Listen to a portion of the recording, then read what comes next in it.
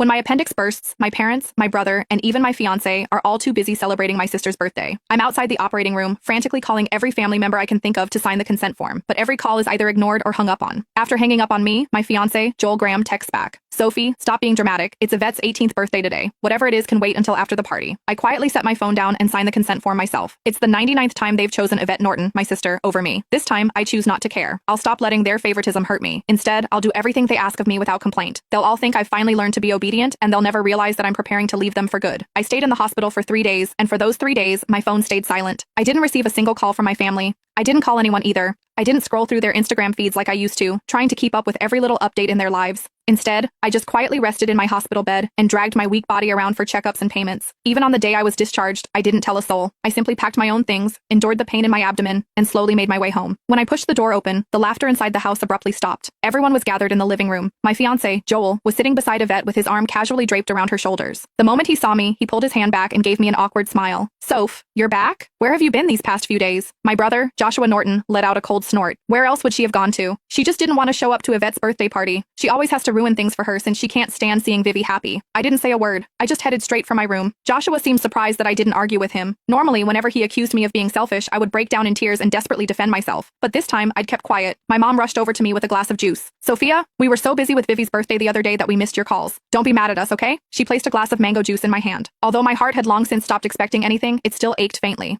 I was allergic to mangoes, but Yvette loved them. There was always mango-flavored food and drinks in the house because of that. But no matter how many times I reminded them, no one ever remembered that I couldn't have mangoes. I handed the glass back to Mom and quietly stepped back. "I'm not mad. I'll just go to my room." Just as I turned around, a loud noise came from the living room. Dad abruptly stood up and slammed his hand on the table. He screamed, "Why have you been walking around with that sour face ever since you came in? Your mother already apologized and even gave you your favorite drink. What's with that attitude? It looks like we've spoiled you too much." My heart twisted, and even breathing hurt.